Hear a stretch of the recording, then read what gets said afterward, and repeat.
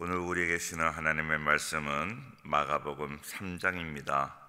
마가복음 3장 13절부터 19절까지의 말씀을 함께 보겠습니다. 또 산에 오르사 자기가 원하는 자들을 부르시니 나온지라. 이에 12를 세우셨으니 이는 자기와 함께 있게 하시고 또 보내사 전도도 하며 귀신을 내쫓는 권능도 가지게 하려 하심이로라. 이 12를 세우셨으니 시몬에게는 베드로란 이름을 더하셨고 또 세베대의 아들 야고보의 형제 요한이니 이 둘에게는 보아너게 곧 우레의 아들이란 이름을 더하셨으며 또 안드레와 빌립과 바돌로메와 마테와 도마와 알페오의 아들 야고보와 및 타데오와 가나안인 시몬이며 또 가룟 유다니 이는 예수를 판 자더라. 아멘. 오늘도 우리 인터넷으로 이렇게 예배드리는 우리 성도들에게도 하나님의 은혜가 넘치기를 주의 이름으로 축원합니다. 예수님께서 오늘은 12 제자를 부르시는 모습이 나와 있습니다. 본래 베드로의 이름은 시몬이었습니다. 시몬이라는 이름은 아주 평범한 이름입니다. 갈릴리에서 고기 잡는 어부 시몬이 그의 모습입니다. 갈릴리는 이스라엘의 변방이었는데 게다가 그 당시의 어부는 비천한 직업이었습니다. 나사렛에서 무슨 선한 것이 나겠느냐고 말을 하는 것처럼 그는 본래 출신이 좋은 인물은 아니었습니다. 그러면 예수님을 따르는 동안 어땠을까요? 베드로는 언제나 예수님 가깝게 있었습니다. 그렇지만 예수님과 베드로 사이에는 교감하는 모습이 보이지 않습니다. 예수님에게 신앙 고백을 한 직후에는 십자가의 길을 가로막고 말지요. 예수님께 또 대들었다가 사탄아 물러가라는 그러한 꾸중도 듣게 됩니다. 모두 배반해도 자신은 끝까지 예수님을 따르겠다고 장담을 하였지만 겟세마네 동산에서 기도하실 때는 졸다가 잠들고 예수님이 잡히실 때는 칼을 빼들었지만 막상 고문을 당하실 때에는 멀찌감치 불을 쬐며 눈치를 보고 있었습니다. 또한 계집종의 물음에 예수님을 부인하고 저주하고 맹세까지 하였습니다. 그리고 닭이 울자 바깥으로 나가서 엎드려 통곡을 하는 그러한 모습을 보게 됩니다. 이것이 시몬의 모습이었습니다. 정말로 감람물려와 같은 우리와 별반 없는 그러한 모습입니다. 그런데 놀라운 것은 이런 시몬을 모르실 일이 없으실 텐데 예수님은 시몬을 바위라는 의미의 베드로라고 이름을 붙여주셨습니다. 어찌 이런 인간의 그 불안한 고백 위에 몸된 교회를 세우시겠다고 말씀하셨을까요? 교회는 베드로의 믿음보다는 예수님의 믿음 위에 서 있습니다. 예수님은 애초부터 잘난 사람을 부르지 않으셨습니다. 제자들의 속마음을 보셨습니다. 흔들리고 좌충우돌하는 시몬의 깊은 곳에서 바위처럼 든든한 믿음의 심지를 보셨고 순둥이처럼 소심하고 조용한 요한의 속 깊은 곳에서 사람의 공명하여 울리는 천둥소리를 들으셨습니다. 예수님은 이렇게 사람을 마음으로 보시고 믿어주시고 사랑하셨습니다. 흔들리는 베드로였지만 닭 울음소리를 듣고 울 줄 아는 사람이었기 때문에 자신의 잘못을 깨달았을 때 즉각적으로 반응하고 하나님 앞에 회개하는 그 모습을 사랑하시고 사용하시려고 세우셨습니다. 하나님이 찾으시는 사람은 대단한 능력을 가진 사람이 아니라 순결한 사람도 아닙니다. 그저 자신의 잘못을 겸손히 고백하고 하나님 앞에 즉각적으로 엎드려 울 수 있는 그런 사람을 찾으십니다. 오늘 예수님께서 12 제자를 부르시는데 오늘 13절 말씀에 보니까 우리가 놓쳐서는 안 될 이야기가 나옵니다. 13절 말씀. 또 산에 오르사 자기가 원하는 자들을 부르시니 나온지라 그랬습니다. 예수님은 우리가 제자가 되겠다고 내가 자원하는 사람을 부르는 것이 아니라 예수님 자신이 부르시는, 예수님 자기가 원하시는, 예수님이 원하시는 자를 사도로 부르셨습니다. 오늘 본문 뒤에 20절에 보면 집에 들어가시니 무리가 다시 모임으로 그랬어요. 예수님을 따르는 두 부류가 있다고 제가 여러 번 말씀드렸는데 한 부류는 무리입니다. 아무 의미 없이 무엇인가 예수님으로 인하여 이득을 얻으려고 예수님을 따라다니는 그러한 사람을 무리라고 합니다. 예수님은 많은 무리가 따라왔지만 그 무리에게는 관심이 없었습니다. 예수님은 소수이지만 예수님의 그 뜻을 따라서 하나님의 나라를 세우고 또 복음을 전하기를 원하는 그 제자들을 예수님은 사랑하셨고 그들에게 관심을 가지셨습니다. 오늘 그 제자를 부르십니다. 제자를 부르는 곳이 바로 산인데요. 산에 오르사 자기의 원하는 자들을 부르셨다 그랬습니다. 자, 왜 산에서 부르셨을까? 알레고리적인 그러한 해석일 수도 있지만 제자의 삶은 그렇게 호락호락한 삶이 아니라 하는 것을 보여주고 있습니다. 자, 14절과 15절 말씀을 보겠습니다. 14절과 15절. 이에 12를 세우셨으니 이는 자기와 함께 있게 하시고 또 보내사 전도도 하며 귀신을 내쫓는 권능도 가지게 하려 하심이로라 그랬습니다. 자, 우리 예수님께서 제자를 부르신 이유가 무엇입니까? 자기와 함께 하기 위함이라 말씀하셨습니다. 예수님은 제자들과 함께 하기를 원하셨어요. 예수님을 통해서 그 제자들이 예수님의 모든 것을 다 배우기를 원하셨어요. 제자는 태어나는 것이 아닙니다. 제자는 훈련으로 된다 그랬습니다. 훈련은 스승을 따라가는 것입니다. 스승을 본받는 것입니다. 스승과 함께 있어야 되는 것입니다. 우리가 예수님의 제자가 된다 그럴 때 예수님과 동행하지 않으면 예수님의 제자가 될 수 없습니다.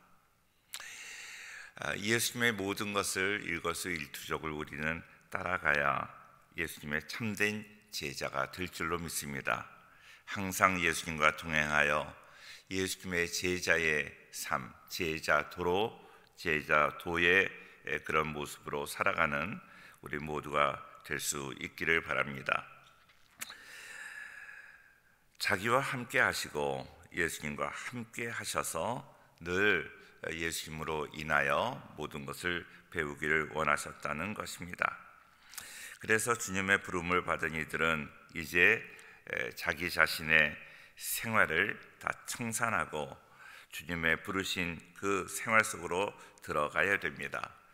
가족에게 얽매이거나 세상 일에 미련을 가진 사람은 주님의 제자가 될 수 없는 것입니다. 모든 것을 내어버리고 주님을 먼저 따랐다.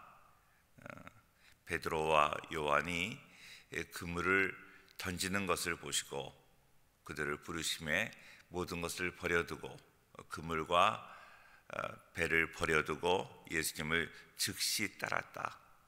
그렇습니다. 제자의 모습은 이전의 모든 삶을 다 버리는 것입니다. 그리고 즉각적으로 즉각적으로 주님을 따르는 것입니다. 그럴 때 우리는 정말로 제자로서의 삶을 시작하게 될 수 있는 것이죠.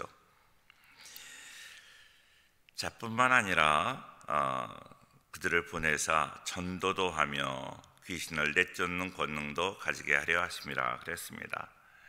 전도함으로 예수님이 이 땅에 오신 그 목적을 이루는 것입니다. 예수님이 인간의 옷을 입고 이 땅에 오신 것은 무엇입니까? 예수님을 믿는 자에게 구원을 주기 위함이었습니다. 예수님이 십자가에 못 박혀 죽으셨지만 우리가 그 복음을 전하지 않아서 사람들이 예수님을 믿지 못한다면 예수님의 십자가의 죽음은 헛된 것이 됩니다. 우리가 전도해야 될 가장 중요한 것은 예수님의 십자가의 죽음, 그 구원의 그 역사가 헛된 역사가 되지 않도록 우리는 부단히 복음을 전해야 되는 것입니다. 15절 말씀을 한 번 더 읽겠는데요. 15절 말씀에 귀신을 내쫓는 권능도 가지게 하려 하심이러라 그랬습니다. 고린도 후서 4장 4절에는 복음의 광채를 가로막는 모든 그 세력을 물리쳐야 복음이 효율적으로 전달이 된다 하는 그런 말씀이 있는데, 고린도 후서 4장 4절 한번 읽겠습니다. 그 중에 이 세상의 신이 믿지 아니하는 자들의 마음을 혼미하게 하여 그리스도의 영광의 복음의 광채가 비치지 못하게 함이니 그리스도는 하나님의 형상이니라 그랬습니다. 이 세상의 신이, 다시 말하면 귀신이 믿지 아니하는 자들의 마음을 혼미하게 해서 복음의 광채가 비치지 못하게 한다는 것이요. 우리가 복음을 전해도 귀신이 방해하면 그들이 듣지 못한다는 것입니다. 우리가 전도를 할 때 전도를 잘 받지 않는 이유가 무엇입니까? 그들이 귀신의 방해를 받고 있기 때문입니다. 복음의 광채가 이르지 못하도록, 비치지 못하도록 방해하는 그 세력을 우리가 먼저 물리치지 않으면 복음이 제대로 전달될 수 없습니다. 그래서 전도하기 전에 먼저 우리가 기도하는 것 얼마나 중요한지 모릅니다. 그 기도는 전도가 잘 되게 해달라는 그런 기도가 아니라 많은 사람들, 우리가 전도하고자 하는 그 사람들에게 지금 역사하고 있는 복음의 광채를 가로막는 그 영들을 먼저 물리치는 기도를 해야 될 것입니다. 그래서 그 귀신을 내쫓는 권능을 제자들에게 주신다고 했는데, 이런 기도를 먼저 하고 전도해야 전도가 효율적으로 되는 것이죠. 또한 제자들에게 이러한 귀신을 쫓는 그런 권능을 주심으로 인하여 사역의 효율성을 이루게 되는 것입니다. 예수님의 그 사역은 언제나 효과적인 사역이었죠. 그러나 효과와 효율이 있잖아요. 효과는 어떤 결과가 있을 때 그것을 효과가 있다, 그렇게 말합니다. 그런데 우리가 많은 어떤 그 노력과 물질을 들여서 효과를 보기는 하는데, 그 많은 물질과 노력에 비해서 효과가 적다면 그거는 효율이 떨어지는 거예요. 예수님의 사역에 중요한 것은 뭔가 하면 효과도 있지만 효율적인 사역입니다. 우리 교회 사역도 언제나 효과가 있지요. 많은 효과가 있지만 효과도 중요하지만 효율도 중요하다. 효율적인 사역을 위해서, 효율적으로 복음을 잘 전하게 하기 위해서 그 하나님의 원리를, 영적인 원리를 알아야 된다는 거예요. 하나님의 말씀을 제대로 알지 못하고 무턱대고 무지한 가운데 사역을 하면 효율성이 많이 떨어지게 되는 것이죠. 오늘 예수님께서는 그 제자들을 세우면서 전도도 하게 하시고, 그리고 그들에게 귀신을 쫓는 권능도 가지게 하셨다 하는 이 이야기는, 전도를 한다는 것은 효과적인 사역, 그리고 귀신을 내쫓는 권능도 있게 하셨다는 것은 효율적인 사역을 위함입니다. 우리가 어떤 일을 할 때, 특별히 하나님의 일을 할 때 물론 하나님이 도우셔서 효과가 있지만 효과만 보고 좋아할 것이 아니라 효율적인 사역이 되기 위하여 부단히 노력하고 지혜를 구하고 하나님께 겸손함으로 기도하는 우리의 사역이 되어야 할 줄로 믿습니다.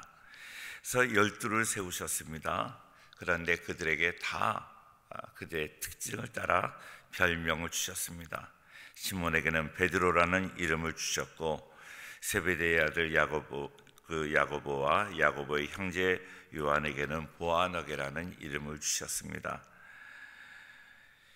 그리고 그런 많은 제자들 가운데 예수님을 배반하고 예수님을 판 그 가룟 유다까지 있었습니다.